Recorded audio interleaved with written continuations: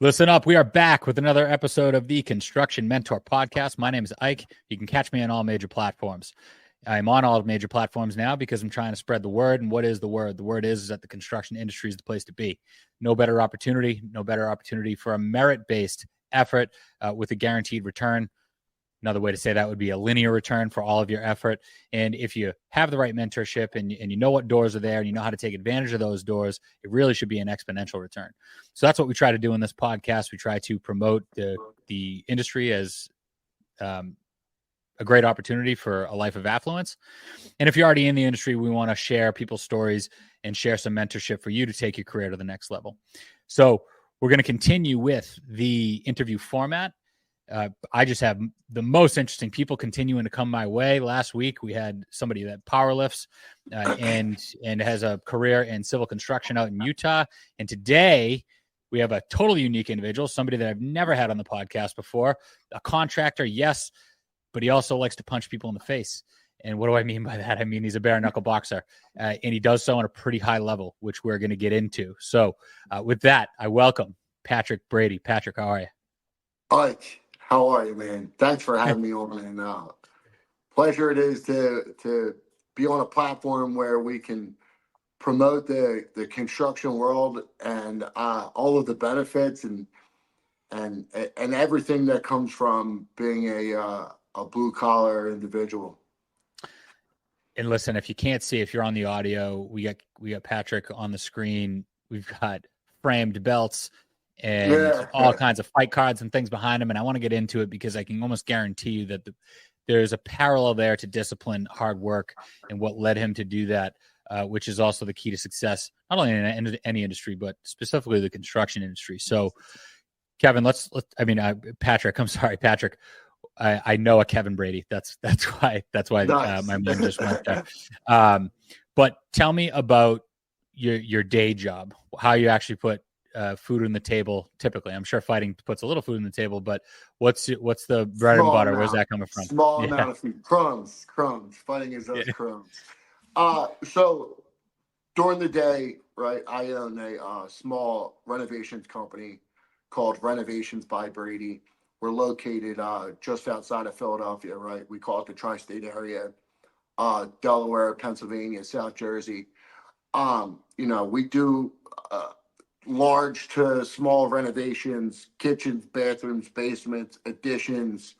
Every now and then I'll throw in a new construction build. I'm a small company that prides myself on quality, right? Quality control and attention to detail, right? And I've had a good run since I've started. And how long have you been doing that now? How long has Brady Renovations by Brady been around? So Renovations by Brady, what's it? 2021, right? 2021. Wow, it feels like it's been longer than that. So I was the superintendent for a builder, right? Like, we were out on the main line, mostly additions, right? High-end additions. Not too many renovations, but mostly unoccupied additions. And I was the superintendent, and then there was the owner next to me, and that was kind of it, right? There was no real room for growth or anything like that, and I was kind of just maxed out at where I was. His format worked for him, right? The way that he ran his company, what that was. And mostly everything was subcontracted in 1099, and he didn't really have to own any equipment or anything like that. I know sometimes people refer to them as paper builders, right? And he made his money, bought some properties. He kind of laid out a good path for himself. But like at the end of the day, the writing on the wall is if he got hit by a truck, I didn't have work on Monday. Yeah, so, and you know what, Patrick, you raise a good point here, and I want to highlight it because one of the things that I tell everybody is that there's no other industry that I'm aware of where every time a door shuts, another one can open. And if you have a skill set and you get that from working and building up experience and learning from people. No matter what happens, you're going to be fine. Right. Oh, yeah. And when you don't have, it's three things. It's compensation. So what you get paid, it's appreciation, how warm and fuzzy you feel about your owner. And then it's opportunity. So if you don't have 2 out of the 3, you got to go. And that's what you did, right? You weren't getting those and you didn't have the future. You didn't have the opportunity. So you went. Exactly. Right. Like I kind of saw the writing on the wall. I knew that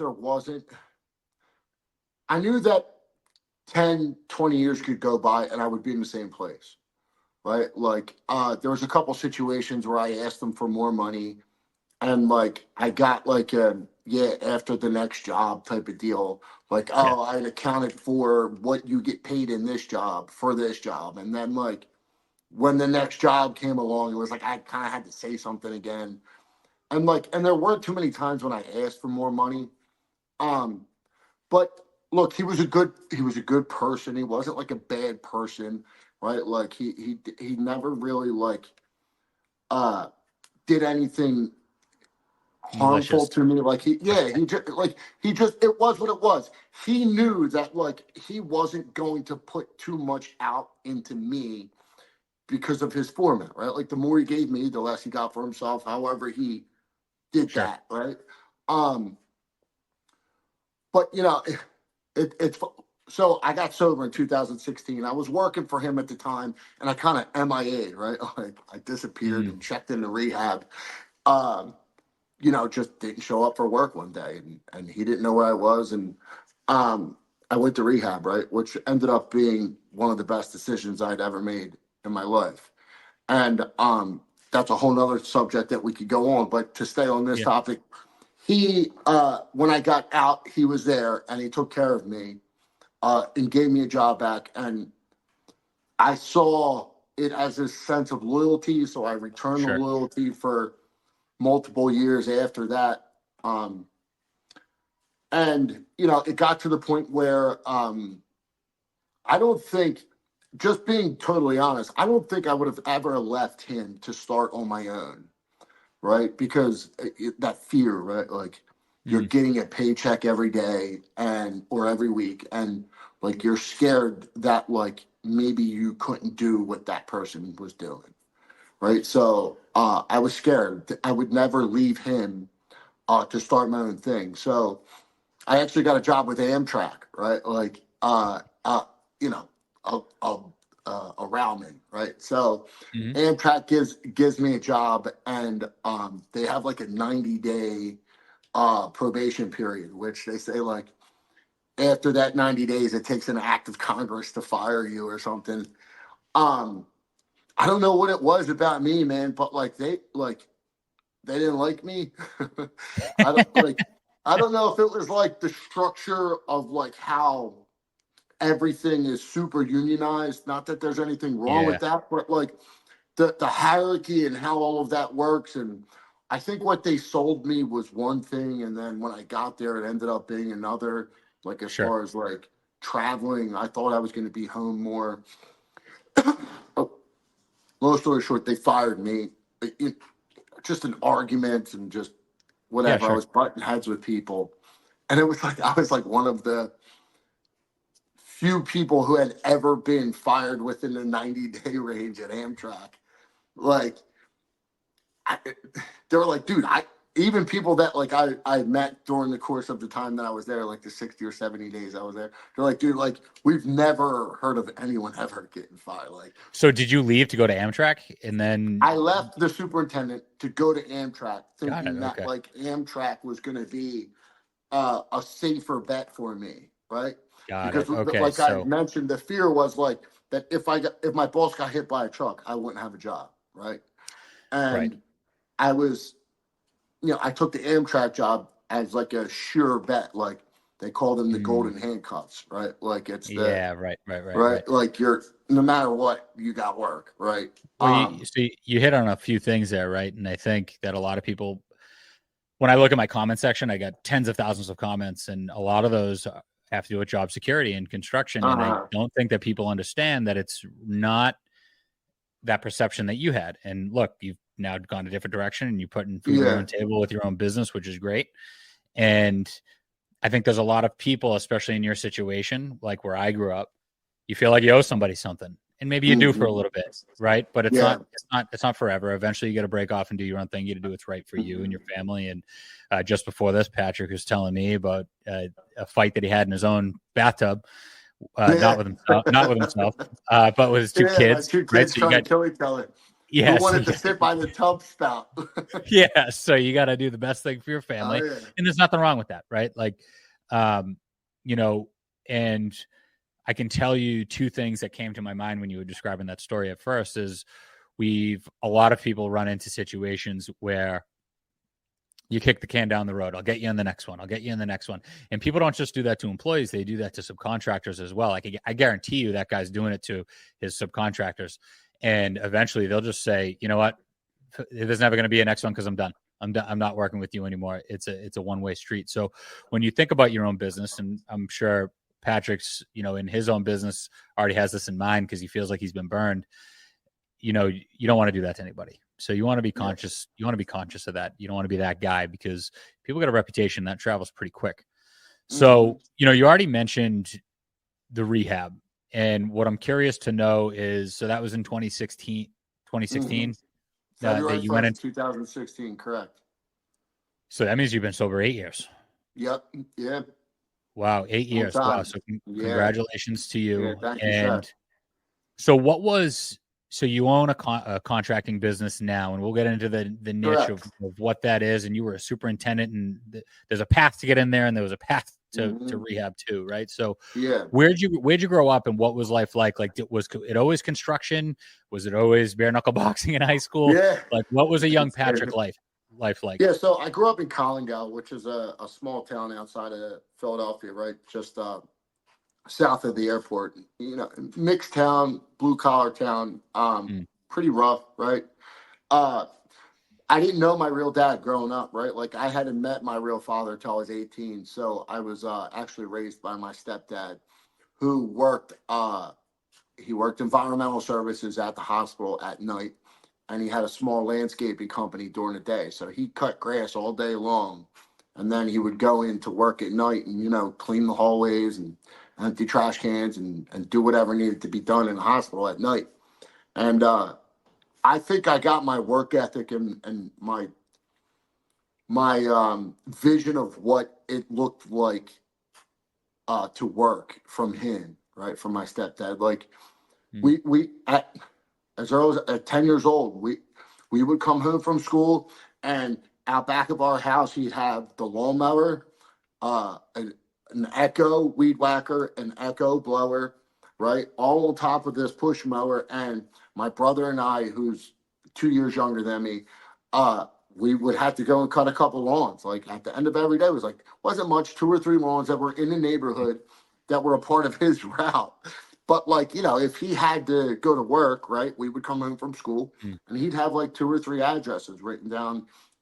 He kept this marble notebook on the dining room table that we knew would come home. We open up the book, and if there was a couple addresses on that day, we had to go cut those lawns. So I picked up the vision of what it meant to work from him. And you're talking about in a positive way, like good work ethic, doing whatever it took. There was plenty of negatives on what not to do from him, right?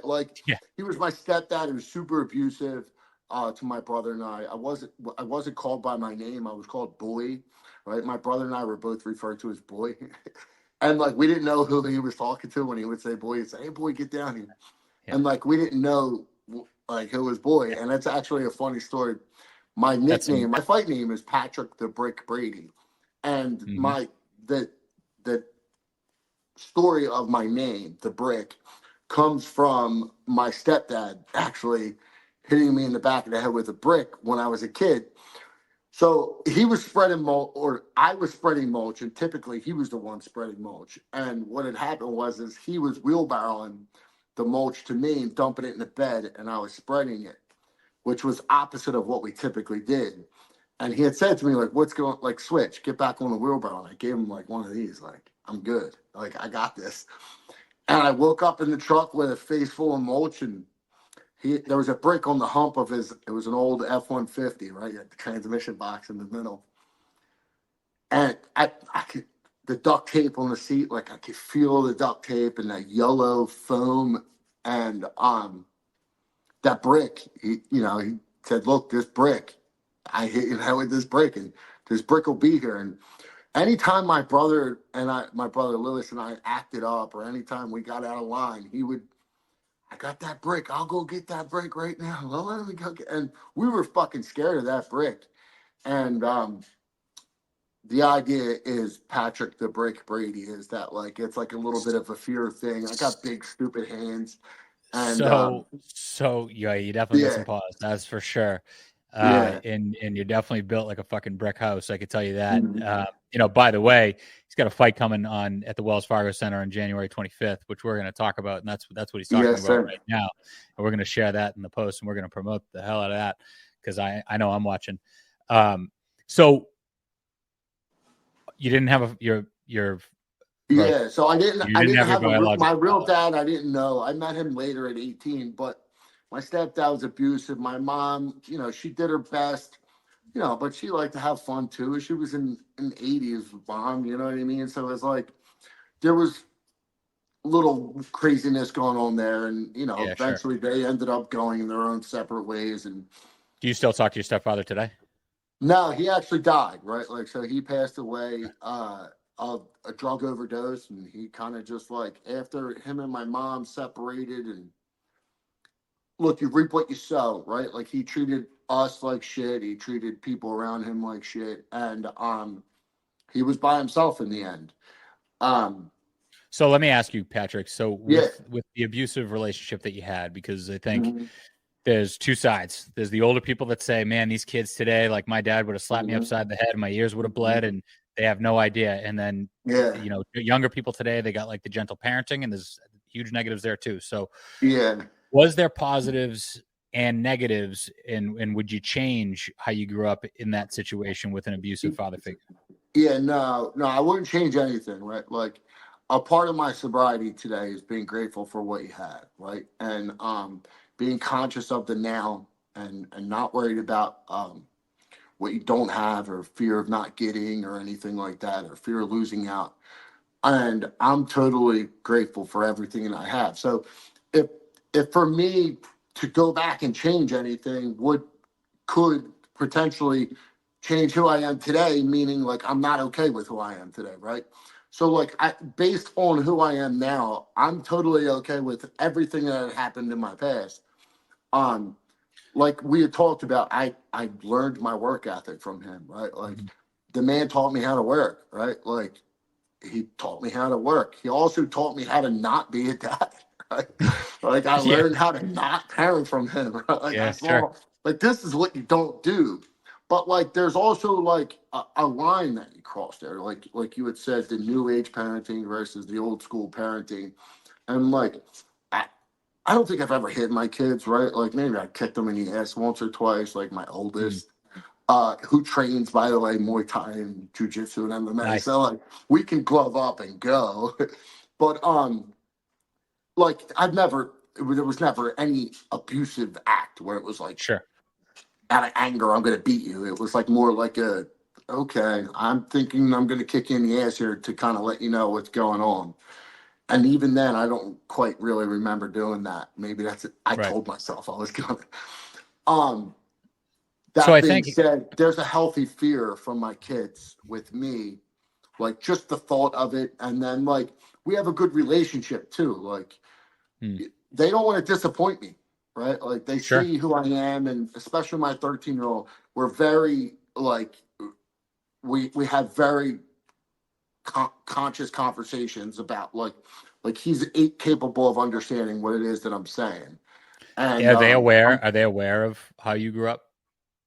so they're aware of how I grew up. My middle son, Liam, is on the spectrum, right? So he's like my joyful, happy kid. He just wants to hug and love everybody and play on his Sure. Oculus, right? Like so, like there's not really too much bad to him. right? Like even if I Yeah, right. explained to him what my childhood was like, he wouldn't be able to really comprehend like, oh, Dad, that sucks. Yeah, right, right. Good thing you got it this way now, right? But my 13-year-old can like, he can connect what it was like for me versus what it's like for him now, and Sure, understand that like there is another side of the tracks. So my right. 13-year-old is totally capable of really understanding how lucky he is as a result of what I went through as a kid. Now he's never seen that, right? But he understands that that side of life does exist for people. Now, I always say, so just so you know, parallel for me, I grew up around a lot of abuse, turmoil, drug use, all of those types of things. One of the things that I take away is that I also learned how to not parent. I picked up some very good Yeah. things, work ethic. Even, my mother, she had her problems with addiction. She also taught me how to love. I definitely didn't get that from my father. So there are things that you could pull a positive either way. And you're not in control of the situation that you were born into or that you grow up in, but you can give meaning to it. Now, what I feel is that you, as being an active person for people in recovery and a role model, somebody that's been sober for 8 years, and I'm sure you help other people with their sobriety and their struggle, you're probably in a better position to help them, especially if they struggled with things in their youth, growing up in abusive, situations with their parents that translated into drug abuse later, and now they're struggling with all the above, trying to get sober, right? Yeah, I mean, a lot of when helping people, just like what we're doing right now, is you find ways to relate to someone, right? Like, and you don't necessarily have to tell them what to do. You kind of just tell them what you did, right? Mm-hmm. And that works, right? Like so you relate to them, and then you tell them what worked for you, and then the rest is on them, right? Like that, you kind of just, that's what it is. Like I can't make you do it, right? So yeah, I mean, there's a lot of my story that um, connects with people, um, and it resonates. I think some of that has to do with the fighting, right? Because there's an allure there with fighting. Um, there's like an attraction to fighters that exists in a lot of people, and I don't mean like sexually attraction. I just like there's an appeal there that Yeah, sure. whatever it is, yeah, whatever it is that, and I say it with all due respect, but like, what do we call them? Civilians? Yeah. Civilians? Yeah, I think, yeah, like people who've never fought, like, Yeah, right. uh, competitively, right? Like they just don't know what that feels like. And Well, I think that there's an anger, there's an aggression, and there's a survival.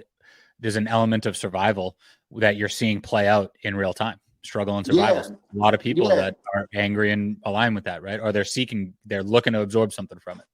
yeah, and exactly. So, like, the average person sees something in a fighter that they're attracted to, and they're more inclined to listen or relate to someone who is capable of putting themselves in that type of Mm-hmm. vulnerable situations, right? Like, because that's what fighters do. Like, we put ourselves in like this really vulnerable situation that like really vulnerable. Like you could potentially get like really injured in front of everyone for everyone to see, for Sure. everyone to mock and laugh at, and it's like there's like a game, right? A coin flip. It's like you win, like it's serotonin 3000, right? Like, Yeah. and then it's you lose. It's like depression 10,000, right? Like Sure. um. So like there's a game there that I think the average person is attracted to, and with that attraction comes some type of admiration, and with that comes more likely to listen to what they have to say. Sure. So with that being said, it's like I'm always conscious of what I say and how I say it, and especially in situations like this where you don't want to say anything that like may steer somebody down the wrong path, or make a bad decision based on something you said because they look up to you. Um, so there is there is a little bit of that too. Mm-hmm. The fighting has been one of those things that has been the yin and the yang to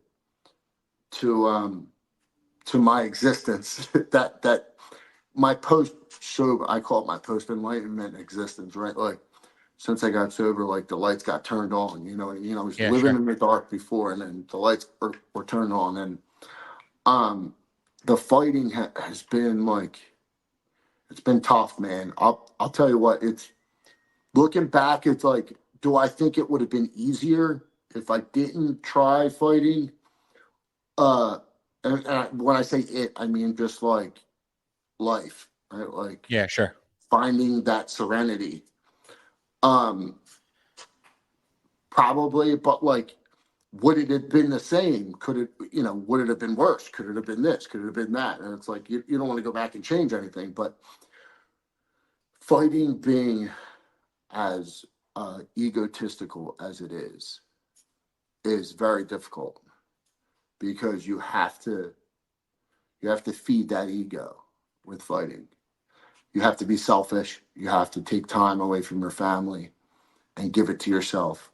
And you're putting yourself in harm's way and thus risking your family, Mm-hmm. right? When you risk yourself, you risk your family, right? Like if I get hurt, my family gets hurt, right? Sure. Not literally, but yeah, they do, no, sure. You're the right? provider and the protector, right? So if you're Yeah, not at full capacity, that's a problem. yeah. So there's a lot there, man. It's a So can I ask you, real. Patrick? Okay, I want to know how you got into that. So you were growing up, teenage years, working for your stepfather, abusive situation, Mhm. and was college ever a thought? So yeah, Did you go right I into went out to into college. Yeah, trade? for sure. I went out to college. I went out to Widener University, right? And I went there for history education. And in between semesters, I was hauling blocks, semi-solid blocks for foundations, working for a mason, fucking just Yeah, counting for days, man. Just hauling block during the summers. And when I finished up with school, go figure, I'm making more money construction than I had day one as a teacher. And it's like my boss is like, what are you talking about? You're coming to work full time for me. yeah, right. It's like I never thought about it. Just kept So is that working what you did? construction. You went right into masonry, I basically, went like doing I foundations and went right structures? to work.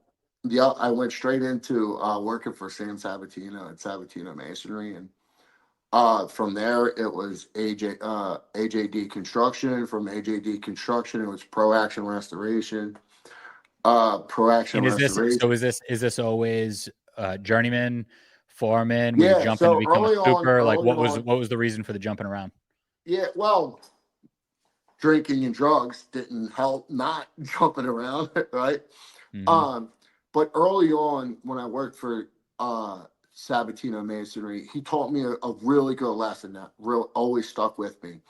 It was like it's my second week of working for him, and I came in and he's like, "Where's your tools at?" I'm like, "What tools?" Like, I don't have any tools. Like, where are your tools at? Like you look around you, everybody's got a bag. They all have a trail. They all have string lines. They all have a tape measure, right?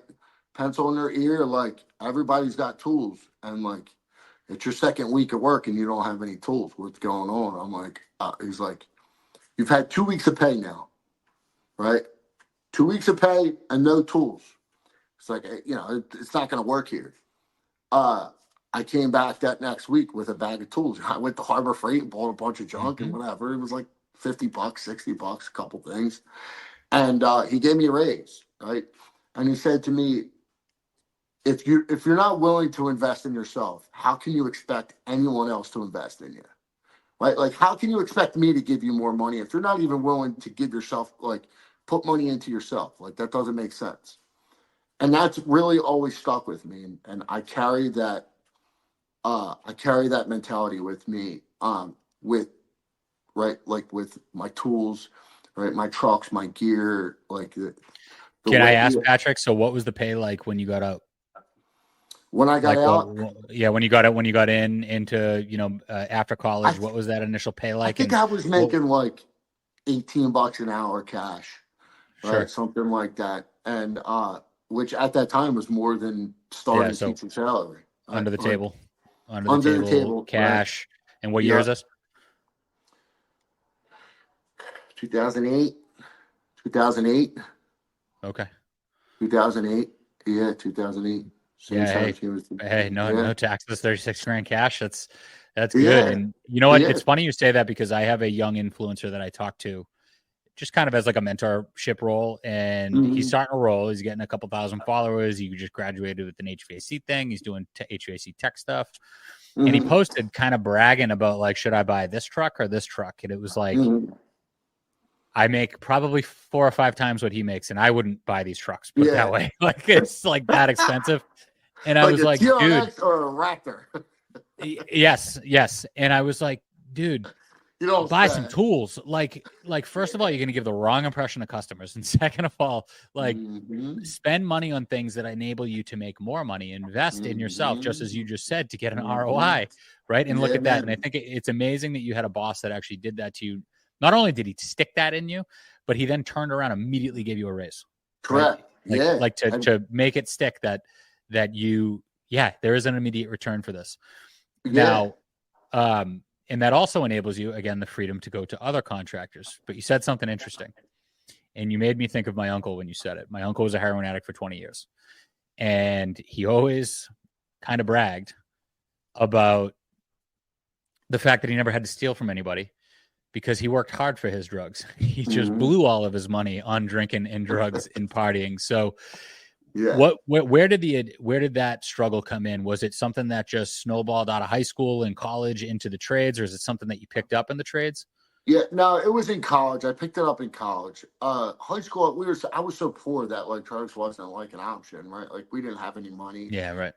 So it wasn't like, it just wasn't really an option for me, right? Like, uh, yeah, drugs, they weren't really that appealing. When I got to college, um, what was explained to me, so my drug of choice was cocaine, right? Like I just, Mm-hmm. whatever it was about coke, I mean, I could describe it all day long what it was about coke. Um, but for me, it calmed me down, right? Like it just Mm-hmm. calmed me down. It would turn the lights off and I would calm down on it. And it was explained to me later that like I was self-medicating, that, It's a it's a numb. You strong were chance trying to I, you were yeah, trying to numb yourself. strong chance I have ADD and that stimulants calm me down. Go figure. Yeah. Yeah. And that's what I was doing, and whatever that was appealing to me enough that it kind of just took over, right? Like and like your uncle had said, like I was working enough to just kind of feed what I was doing, right? And the addiction will make you get up every morning and go to work, right? Like your Sure. addiction will be like, yo, go get your money, Well, right? especially if that's part of the culture. If everybody you're around is also doing the same stuff, then it's kind of part of it, right? Yeah, for Was sure. that what you Yeah, were in? absolutely. Well, I mean, not so much. There were companies that were, yes, right? Like, Mm. which kind of plays into like how I got sober, right? So at one point, I was working for a restoration company doing fire damages, smoke damages, and stuff like that. Hmm. And I had worked myself up to a leadership position within that company, and I had crews and guys underneath me, and um, somebody in that company had left and gotten sober, and they had circled back, and that's when they actually planted the seed, right? At that point in my life was when the first time I ever uh was really made aware that like what I was doing was an issue, because I think up until then it was so prevalent, and like my parents and Sure. like just bad behavior was so prevalent that like it wasn't really something I considered, even though I had 3 DUIs, it wasn't really something that I had considered like problematic. In what year is that? When was the seed planted? Uh it would be, all right, so, 2014, Okay, so you probably had 2 years of a 2014-ish. seed, 2 years of a seed growing ish Yeah, before you yeah, decided to get sober to do something about yeah, exactly. 2014. And I'd fallen off a roof, broke my back, right? So I had Mm, thoracic fusion done to my back. I still have it back there, actually. Eight screws and two rods fusing four vertebrae in my wow. lower back. Yeah, and yeah, with that came the painkillers, and with the painkillers, came more money Yeah, laying sure. around, right? And that's when like it got out of control. Right? Like that's when like, oh, you know, I was married previously, but the ex-wife had left, right? Taking the kids, like that's when it was straight down, and that's what we refer to as the bottom. And yeah, so like to kind of like swerve our way through the story into how I arrived to fighting was sober in 2016, worked on myself, my mental clarity, kind of just learning how to let other people make decisions for me and right and wrong, and creating what Rogan would refer to as a moral scaffolding, right? Like Sure. creating a moral scaffolding that was stable enough for me to stand on and grow up, right? So Um, you didn't start fighting until after you were sober? oh yeah, yeah. So Wow. 2016, yeah, I I started thought you were late. going to tell me that you were this just crazy concrete guy, drunk, all coked up, and just punching people in No, Philadelphia. no. And then you decided to do it organized. I didn't No, think. even worse. I feel like that's understandable. Yeah, that's what I thought. Yeah, even that would be understandable. No, it was so much more calculated than that. Um, Sober in 2016, worked on myself for 2 years, and then I did a boxing match, a small boxing match for recovery. So I did have a small boxing experience when I was younger, 18, 19 years old. Okay. Nothing crazy. Yeah. Like worked out in a guy's basement, did a couple tough man things. Nothing like Sure. now. Uh,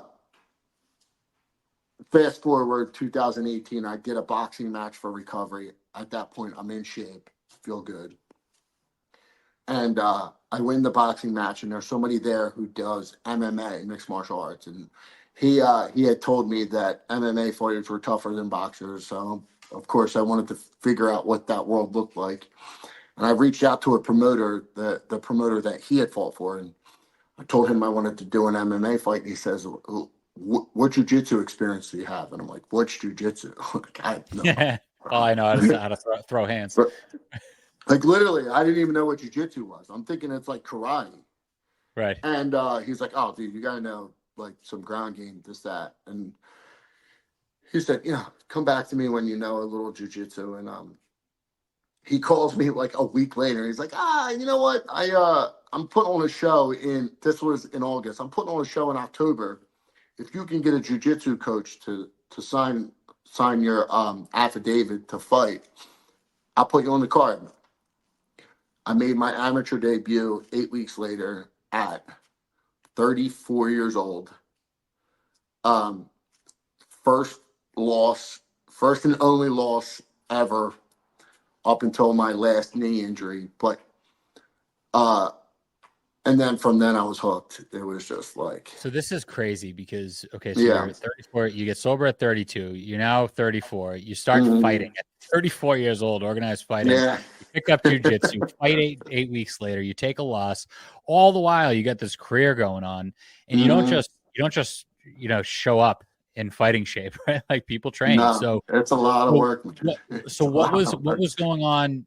And we're gonna hop back and forth. And the fact that now you're fighting at the freaking Wells Fargo Center in January on January 25th, At when 40, people at 40 years at old. 40 years old is Yeah, crazy, and yeah, you're man. doing it in your hometown. This is like Rocky Balboa type That's in shit, my literally, backyard, baby. Yeah, right? man. And now, what was going on in the career? So you were in the trades, you got into a leadership position, and then did you not go back to the trades? Did you have to go back to a trade after rehab, or was that when you were a super for the guy that you just So kind of went yeah, at MIA that on? point, I showed that restoration company. I'd gotten fired from that company.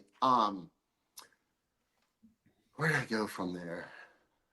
I think I landed for a concrete guy. I was finishing concrete for him for a little bit. I worked for a painter for a little bit, just kind of bounced around. until I landed the superintendent position, right? Mm. For the builder. And, I was there for, a year or so, a year or two before I got sober, right? So I was working for the Got it. Okay. builder. Yeah, I was working for the builder when I skipped away for Now, rehab. now I'm guessing that you appealed to the builder because you, from jumping around to all these different things, you were kind of a jack of all trades. So you Yeah, knew a little bit about a lot, right? And he was able to give you a yeah, shot, and he probably got you a little bit of a discount because for sure. you'd probably burnt some bridges, Absolutely at a discount. Yeah, and yeah, you were looking for a leadership role out of the trades, right?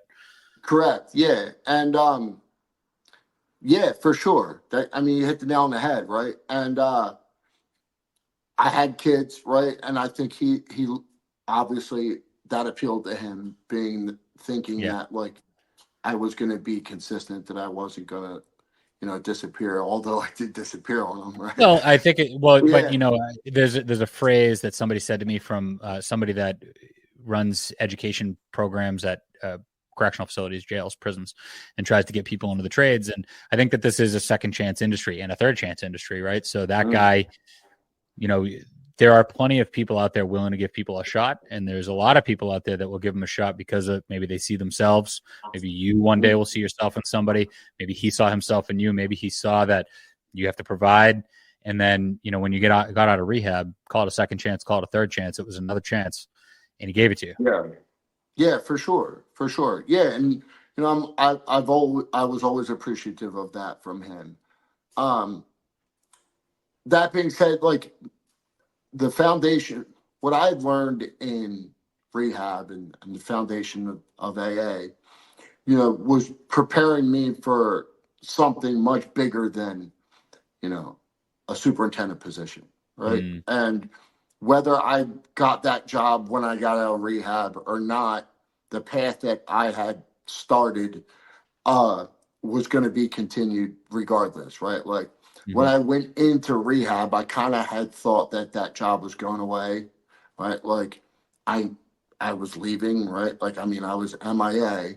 So with that was the assumption that maybe I'm not going to be welcome back.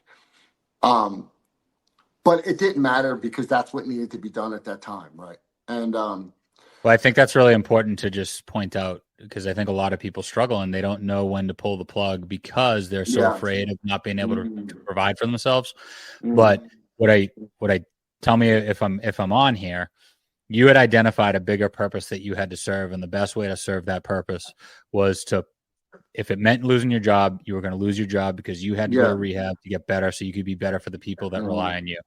100%. Yeah, you kind of have to surrender to the idea that what you're doing is incorrect, right? Like the decisions that you're making aren't the right ones. And you kind of just have to accept it, right? And I think uh, people who I say successfully, but find continued sobriety, um, find that acceptance. They find the ability to understand that they're doing it wrong and it's not working and they have to try it another way. Because without that acceptance, I don't think you ever really can be successful um, with trying it another way. You have to understand that your way didn't work in order for you to be successful at the other way.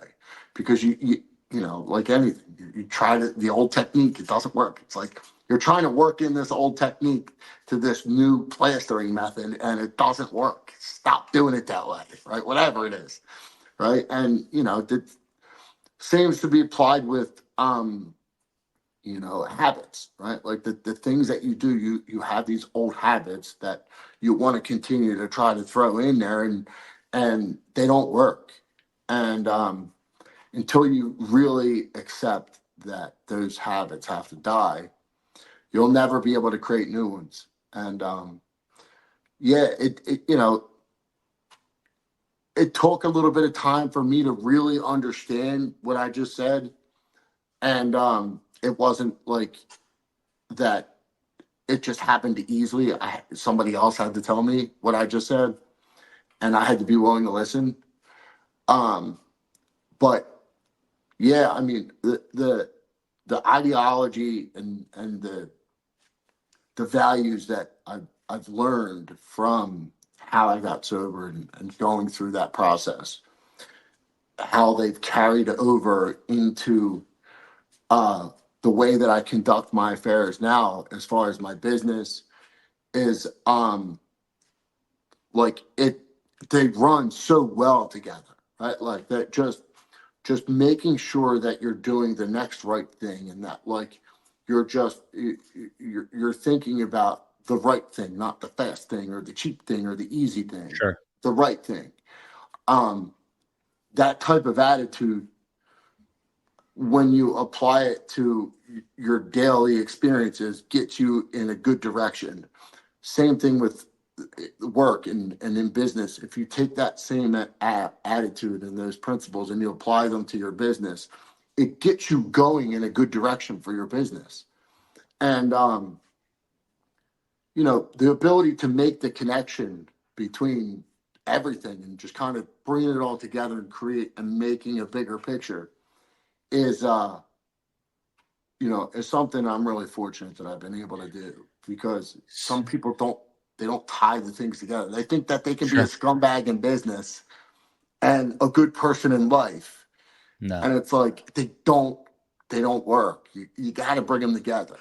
And so I think, I'm curious to hear what you'd have to say about this, but one of the things that I love doing, and I've had my own personal improvement path, and I just finished 1,000 straight days of doing something every day to improve myself. nice. And one of the things that I love doing when I'm in the gym is I work so freaking hard, and I do it intentionally, like in people's sight, so that they can see me. And it doesn't happen often, but every once in a while, somebody will come up to me and they'll go, "Hey, what are you training for?" And I love that, because I'm actually training for nothing. And my smart ass answer, which is kind of being a hardo, but like, it's the truth. It's life, right? I want to be disciplined about pushing myself every day. And when I'm used to doing that in my body, I do it at work. I'm doing it right now. Like, I'd love to go to bed right now. You got kids, I got kids, but I feel like I have a purpose to serve. And I'm not going to do it by putting my feet up and eating popcorn and doing, just relaxing and indulging. Fucking TV sucks anyway. No. Yeah, right. It's the same shit. And they can't even come up with anything new in Disney or anything. So I'm curious, when it comes to fighting, and you had the 2-year path, 2016, 2018, you picked up fighting in 2018. You were on a physical fitness journey then. You said you were in shape, and then you had to start training for fights.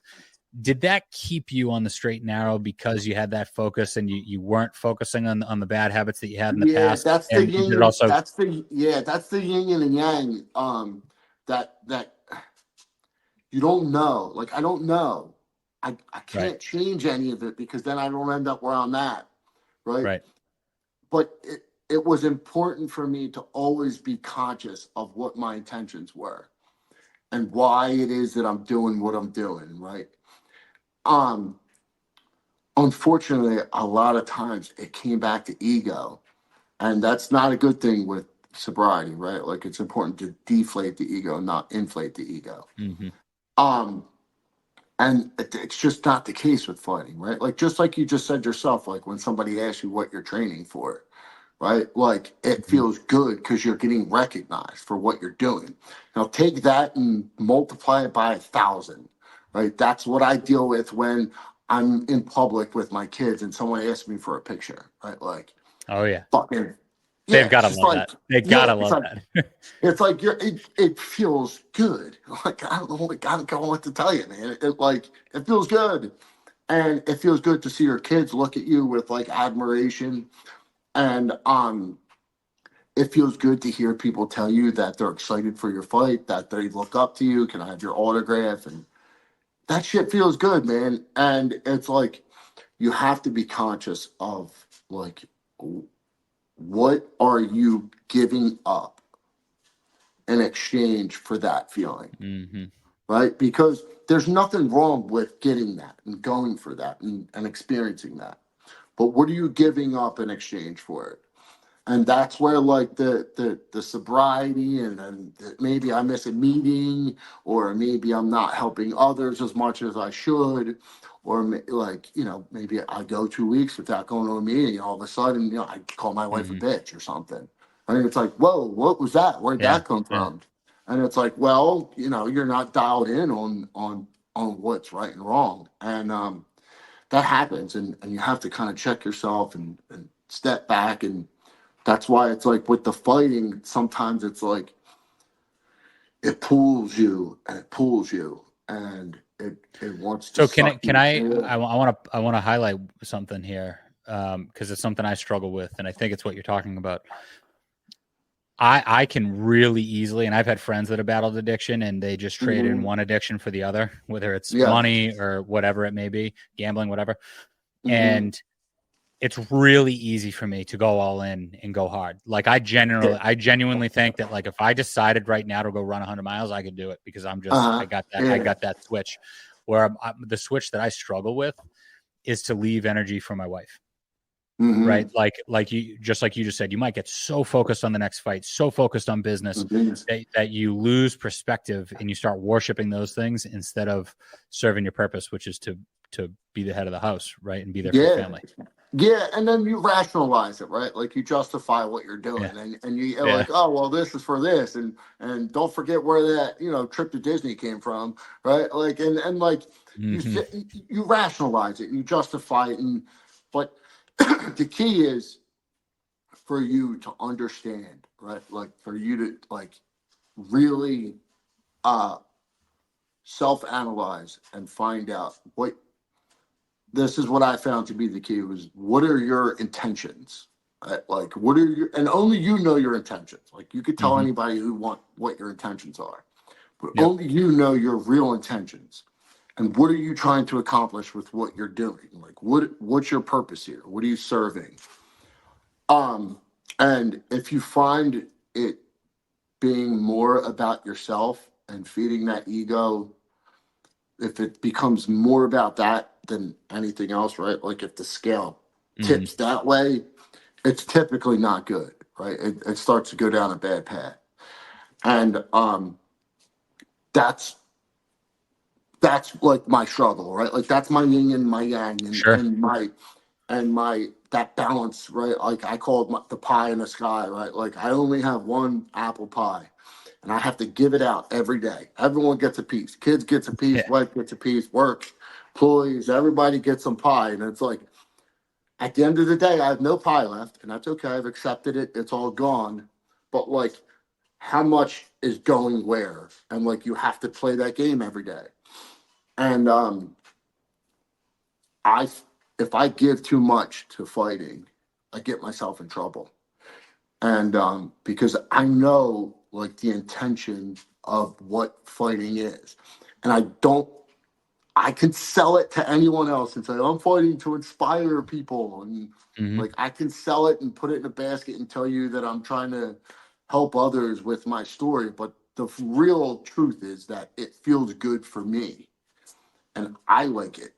And I like it when people pat me on the back and tell me good job. And I like it when the crowd is screaming and, I'm covered in blood and my opponent's on the ground, right? Like it feels good for me. And because I'm aware of that, I know I have to like hone it and bring it in sometimes. And that's not easy with what I do, with like what I'm doing. It's like I'm consciously trying to control how much it is that I give to fighting while simultaneously getting in the ring with someone who may not be doing that practice. Right? Like this person may be overdoing it, right? Like Mm-hmm. I've fought kids that don't have jobs and all they do is train, right? Like Right. I I don't have that luxury, and it's not just because a financial thing or this, that, or the other. It's like a lot of it is because like I can't go down that dark hole of the fucking ego. Um, And you literally probably mean kids. Can you highlight something for me? I'm curious. You mentioned your kids and how good that feels when I think your oldest son is 13, you said. yeah, yeah, yeah. So That's my he road dog he too. He's been to a couple of my fights, man. so he's obviously into fighting and he's picked that up from And, you. Obviously, you're leading by example there. and my 13-year-old, Wha- I have to mention my 13-year-old Liam, right? Yeah. Or my 10-year-old Liam. My 10-year-old Liam, my little boy, he just started doing Muay Thai, MMA, Quintella, MMA in Ridley on McDade. And he saw me do a BKFC podcast, and he heard it. And he said, Dad, how come you didn't mention me? So I want to mention Liam. Make sure we get Liam, that what's in up, here. buddy? So I could, yeah. I want to see, DM me some. I want to see some footage of him kicking ass. Yeah. I I'm want sorry, to I see didn't mean to that. cut you off on that. No. But It's all good. You were It's saying, so. you were So saying. let's talk about, because I was really asking about all your boys. Mm-hmm. So they see the example that you set in the ring. They see the pat on the back in public, and I'm sure you love that. And part of the reason that you love it is because of the discipline and the hard work that goes into that. And they see you training, they see the stuff on the wall, and they get that, right? Yeah. Do you intentionally point out some of the things that you're doing in your business, construction? Are they picking up things from that as well? Oh yeah, for sure. My son, like, because of the age, right? Like that plays a big role in what they can and can't learn. My 13-year-old is for sure like learning things, right? I apparently had come with me. This is how you make a miter cut. This is what we're doing here. This is the process. You can't put the backsplash on until the countertops are in, bud. Right? Yeah. Like just stuff like that, right? Just planting little things. Hear this, hear that, and he's pretty smart. But mainly the seed of when you learn something and you know something, they'll never take that from you. And he's pretty smart in the sense of like he's hit to like what's coming in our world, right? Like we talk, right? And he is so smart and in tune, and he's like, well, Dad, I don't think they'll ever be able to make a robot that can install a floor, right? Like, and like he'll say it, I'm like, son, you might be right. That like I doubt they'll be able to make a robot that can frame a wall, right? Like, even if a robot can walk around the house and clean your floor, which we have, right? There's so many moving parts in construction and the trades. There's so many little variables. It would be impossible to really program a robot. Even if you could program a robot to do something, it would have to be the same thing over and over and over again. And like there's nothing that we do that's ever the same. Even if they could, but slightly different. Even if they could, where it's going to be tough, they might be able to figure out a way to do it, a way to do that for new construction. Renovations are so nuanced. I've never met. I can't tell you how many. You've probably heard the same thing. Every renovation job I'm on, I've never seen this before. I've been doing this 40 years. I've never seen this before. It's just different. Situation after situation that it's just try training a guy. Try training. Try training. It's like, how come we did it this way over at O'Neill's property, but over here we're doing it this way? It's like, well, because of this, and it's like, well, what about the? And it's just like a lot of moving parts, brother. I say it all the time. A lot of moving parts. So, tell me. Because I would like to, we're getting to an hour. I don't want to take up, too much of your time, and I like to try to keep it to an hour anyway. But so your renovation business, you jump ship in 2021 or so, relatively unsure time for a lot of people. I go to Amtrak. Amtrak fires me. Yep. You go to Amtrak. Amtrak fires you, and then you start your own thing. So what was that process like? Were you scared? Terrified. And terrified. How did you find work? This is what happened. This is what happened. God's honest truth. I get fired from Amtrak. I'm driving home. I call my wife, and I'm like, they just fired me. Like, I had told her that like there was bad blood, but I'm like, they just fired me, and she's like, terrified. Like, I can't. Like, what? What do you mean? She's a nurse. She does well. She comes from a very wealthy family. Like, I didn't think our wheels were going to fall off, but it's still scary. And my phone rings, and it's a friend. I just gotten off the phone with her. I'm driving an hour and a half home, and my phone rings, and it's a buddy. And he's like, hey, Brady, you still working for Dan? And I'm like, no, actually. And it's like, without getting into it with him, he's like, shit, you want to do a side job? I'm like, well, yeah, why? What do you got going on? What's up? He's like, I had one of my customers call me. They want to put a bathroom in a basement. So, I'm going to do a pit, right? But, like, they need a contractor to, like, frame up the bathroom and, like, fit it out and finish it. And, they want to do a finished basement. And they started with me and they had nobody else after that. And they're kind of going based off of a recommendation off of me. And, you know, and this was a guy, a plumber that I had worked with previously with the superintendent, who we just had a good relationship. Sure. And I haven't missed a day since. I haven't missed a day since, man. It was word of mouth. Next thing you know, that's it, man. It just was straight to the moon from there, man. You know, And I it's say so straight to funny. the moon, meaning like I'm still growing, I'm still expanding, I'm still I haven't stopped since, man. Like literally haven't missed a day. Haven't So, missed a day. you know, it's so funny because I look back at my life, and I did an episode on this where every time a door got slammed shut in my face and I wanted it so bad, whatever it was, Mhm. whether it was I wanted to get into this school or I wanted to get this job or this internship or whatever it was, it I just got love it, told. man. And So now I you just try. had, Go ahead with me here. I just had another door slammed in my face like Mhm. this month that I just found out about. And Yeah. for the first time, I acknowledged that the door got slammed in my face. And I'm like, wait a minute, man. I don't know if the universe or God has my back, but what I do know is that in this industry, every time a door's been shut, a better door Mhm. opened that I didn't know was there. And that's what happened to you. Mhm. And that's amazing. It's crazy, man.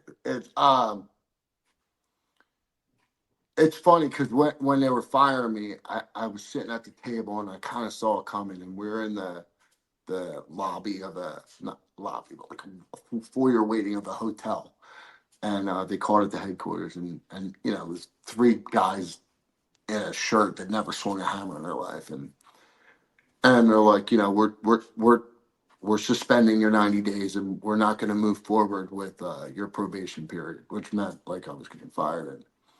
And I remember saying to the one guy, I'm like, are you sure? Like me? Like I know who I am. I know how hard I work, but it wasn't about me working. And I said to him, you realize you just changed the trajectory of my life, right? And I remember saying that to him. Like, you realize you just changed the trajectory of my life. Because I had created this path that was Amtrak, you know? And with that being fired, it was literally changing the trajectory of my life. But at that time, I thought it was for the worse. And it was unbelievably for the better.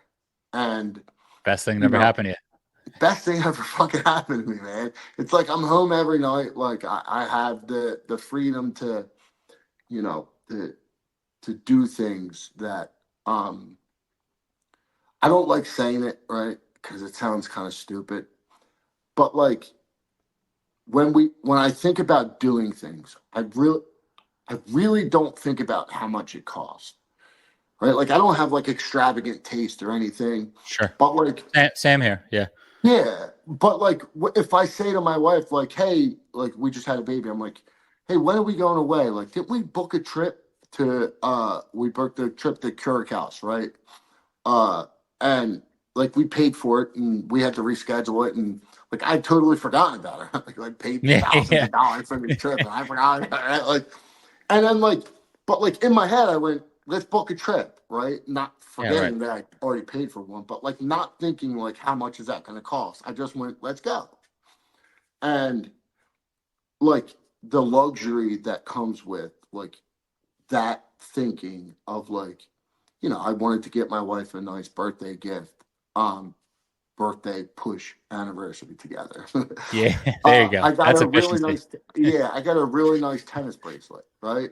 Yeah. And like, I wasn't like, it wasn't like a thinking about how much this cost or not. It was like, this is the one that I want.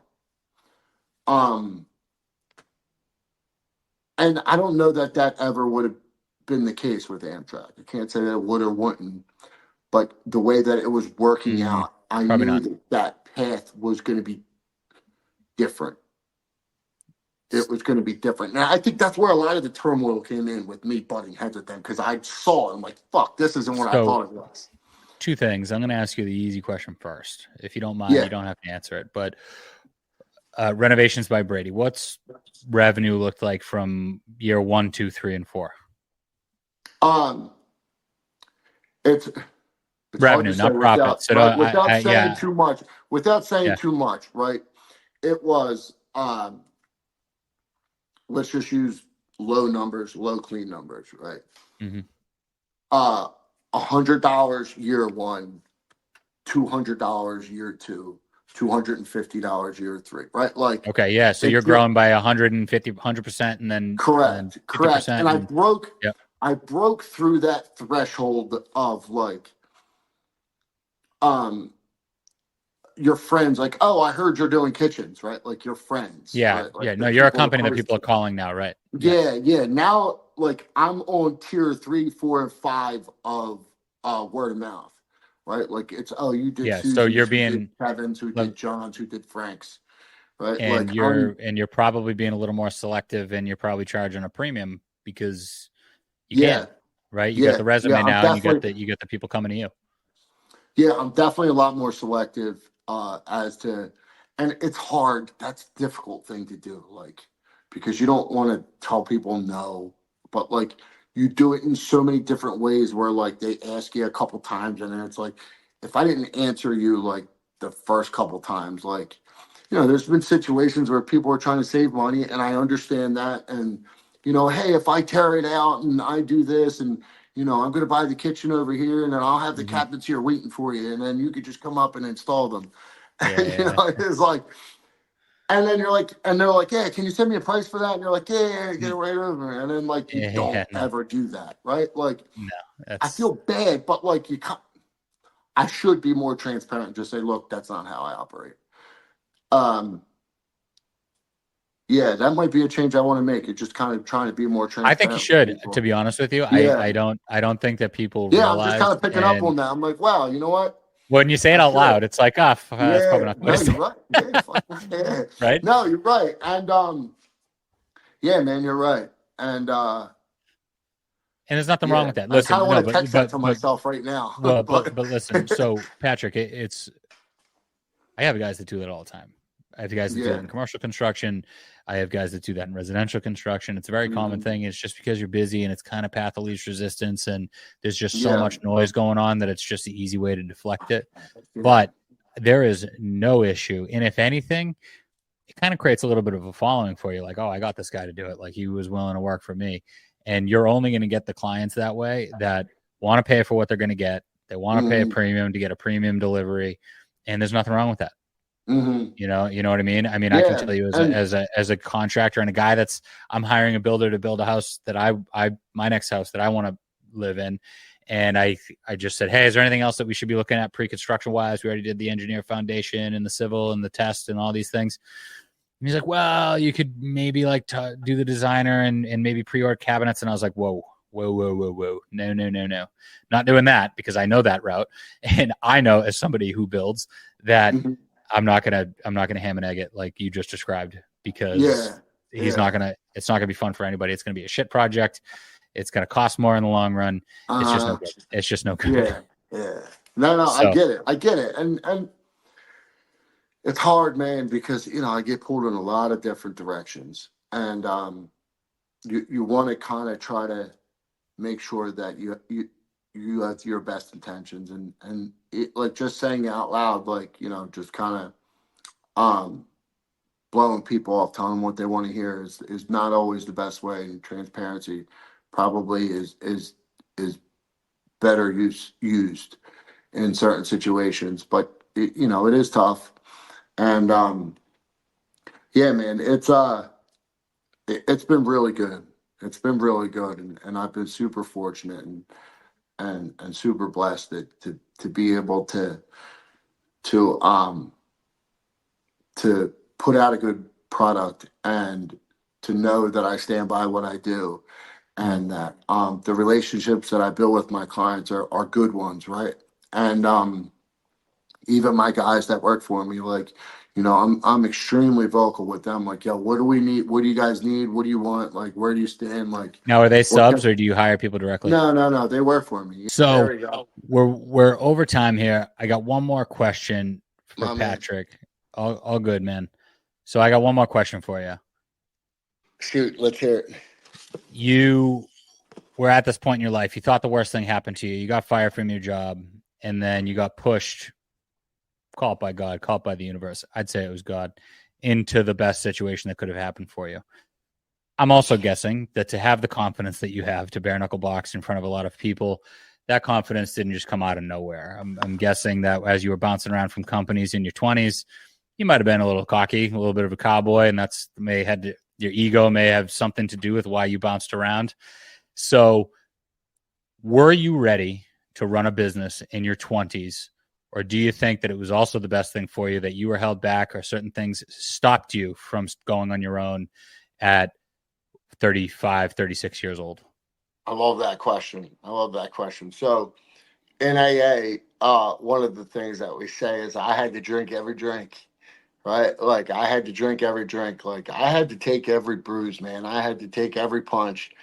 And I'm a firm believer that I needed to get fired by this guy or by this guy or learn this lesson or install this thing wrong, right? Like every little thing that I had done previously that got me to where I am now, I feel was absolutely 100% necessary.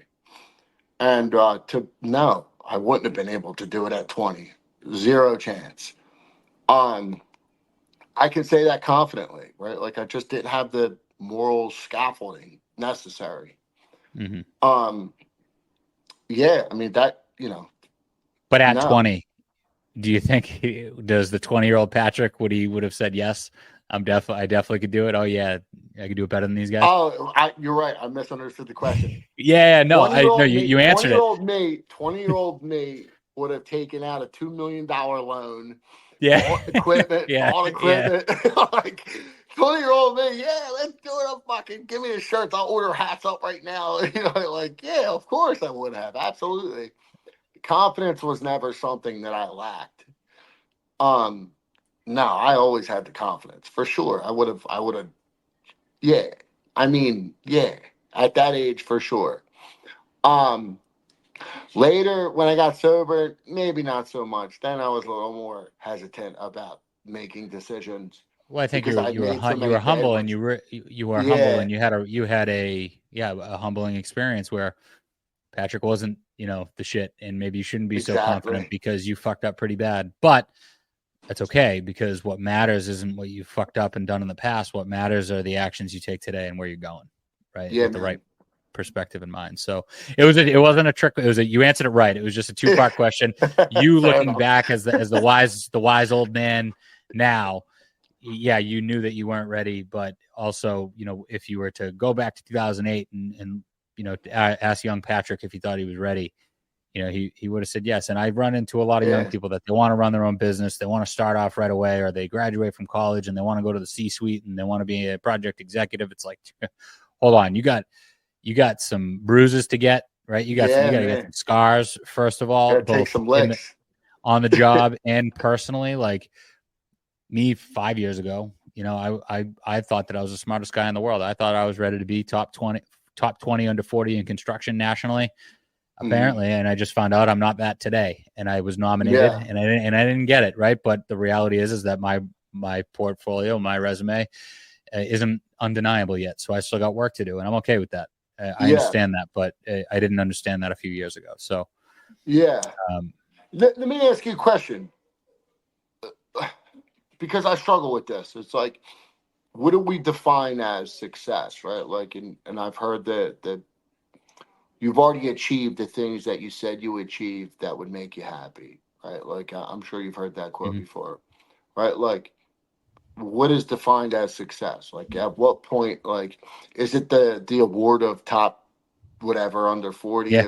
Is it that award? Is it right? Like, um, when I started fighting, I remember like when I lost my first fight, I just want to win a fight, and then it was, well, I want to win the amateur belt, and then it was, well, I want to turn pro and just do one pro, and then it was like, well, now I want to get signed, and it was like I was always pushing that barrier as to the next one, and then this one, and then that one, never really like understanding that like what I had done to that point was sufficient, right? And that like Mhm. if I had stopped at that point, it was still a success story, right? Like what do you define as like you did it. Like you're good. I'm good here. Like I'm So I good think here. Like, there's two quotes that I think of, and the first one's Matthew McConaughey. I'm not talking about all right. I'm talking about he had a Oscar acceptance speech where he said his hero was him in 10 years, always, mm-hmm, right, and that he's always chasing somebody. I think especially for people that struggle with addiction and sobriety mm-hmm, and depression and anxiety and all those negative demons that we have. I think that the notion that there's a finish line, you got to get rid of that, right? There's never a yeah, finish line. If you're not growing, you're dying. And Booker T. Washington, I encourage anybody to read. Up from Slavery is one of the best books I've ever read. Never read one book in my life until I was 30. I got 2 degrees mm-hmm, without reading one book, nice. which is a whole different thing, a whole different story. But I read it, and he said, I do not judge a man by what he has achieved, but by the obstacles he's overcome. Uh, So if you start off on third base, I don't really care that you crossed home plate. yeah, It's more impressive yeah, to me to start at home and get to third. So I think, where I've come from, I've already surpassed like where my father was professionally. I've already surpassed, I'm 8 years ahead of where I thought I would be.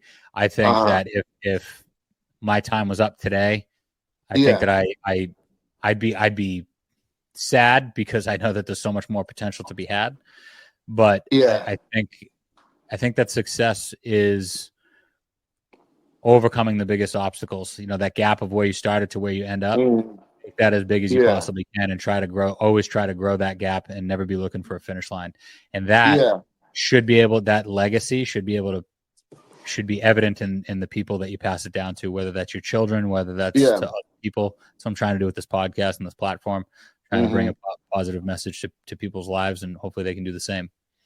Yeah. It's tough. It's tough, man. It's tough and like I understand what you're saying, and I get it, and it's like, and I'm teetering that line of like, what do I want to do? Do you want to grow? Mm-hmm. What direction? This, that, and it's like you enter this place, this headspace of like, what do you want to do, right? And part of my issue with that is like, is what are your intentions in that growth? Like, what are you trying to accomplish, and why? And part of it, I end up in a place where it's like you're ungrateful for what you have, right? Like, because there's like that area where it's like ungrateful and Mm-hmm. unsatisfied. You know what I Sure. mean? It's like, are you unsatisfied? Are you ungrateful? Is your glass half empty? Is your glass half full? It's like, what are you? Right? And it's like, you can't accomplish these goals while being content, Sure. And if you're not content, then you're ungrateful. Well, I You know think what I that's why mean? you have to have a purpose to serve, right? So it's like Yeah. maybe it's not expanding profit to get more things or to provide a better life even for your family. Maybe Yeah. your business is intended to help young people, give them a second chance, like where you came Mm-hmm. from, or to start a foundation, or maybe you put somebody else in a leadership role and you go start a new business because your purpose is meant to be served in that way. Yeah. Maybe it's to pull back, and maybe your family needs more time with you. Maybe it's to be, have Yeah. more time with your sons. And I think that's what success is. I think having the freedom to be able to unfiltered do the best thing that is whatever that is to serve your purpose, and to Mm-hmm. always do that. That's success in my book, whatever that looks like. Yeah. No, I like that. I like that for sure. And it's like there's so many yings and yangs in there. It's like it's it's a tough one that I've talked to other people about, and like, hey, look, man, where do you cross over content and ungrateful? It's like, um, yeah, it's a fun one, So man. I'll give you an example. And I know we said we wrap this up, but Mm-hmm. I just got my Christmas bonus and raise. Mm-hmm. More money than I ever thought I'd get in a bonus, at least at this age, for a long time.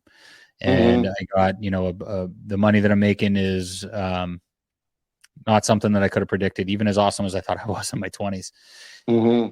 And what purpose does that serve? When you think about the book Think and Grow Rich, it tells you write down a number, what's your purpose, why, and what that number is needed to serve that purpose. And I think my next thing to get more freedom to always be able to serve that is to have no mortgage, because then I'm not worried about my boss.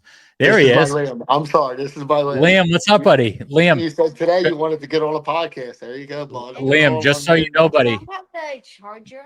You can't have the charger right now, son. Yo, Liam, this is the second time you've been talked about on this podcast, buddy. Yeah. Good to see you. Liam, you can have the cord in 5 minutes, my son. Thank you. I'm sorry, bud. He was just cruising by. Awesome. That's awesome. All good. All good. But so my point is not, I think that what I need to be able to always serve my purpose is to not have a mortgage. And I know that there's finance people that would tell you, no, never pay off your mortgage. It's a stupid move. I don't care. Yeah. Because what I worry about is that I'm going to say something or do something with this platform and I'm going to get fired over it. And then I'm not going to be able to, I'll be in the same position you were when you got fired, right?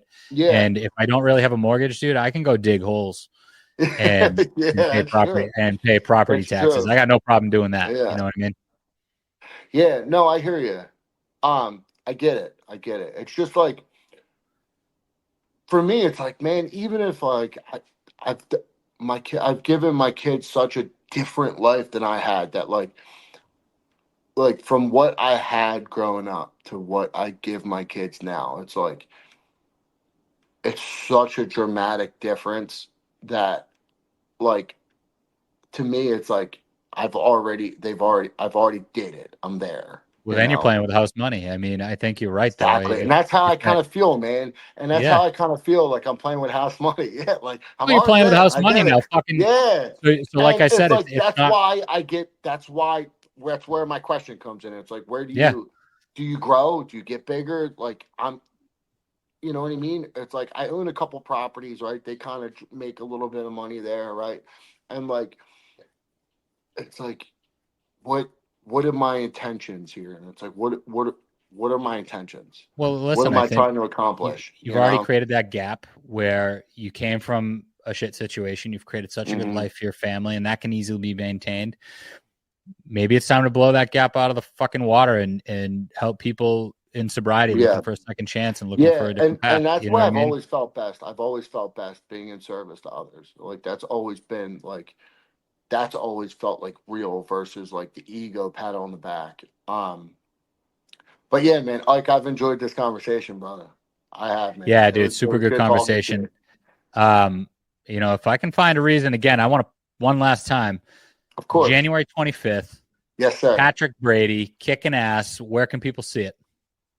So it's going to be at Wells Fargo Center in Philadelphia, which is the big arena in the city of Philadelphia. It holds 20,000 people for this event. It's going to be maxed out at 16,000, which is absolutely 100% predicted to sell out. You'll also be able to order the pay-per-view on DAZN Boxing if you wanted to. But it's bare knuckle boxing, BKFC. It's called Knuckle Mania. I forget the number on it.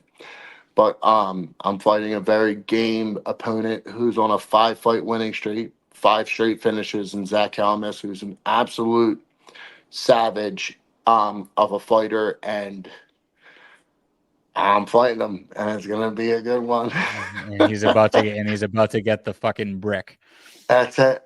That's awesome, man. Pat, thank you very much, brother. Very much appreciate you. I'm going to share it. Let's promote that, and let's get as many people in Pat's corner as we possibly can. Make sure you download that again. Look at Zoom, pay-per-view, and I'll see everybody next time. Thanks, guys. Yes, sir. Thank you.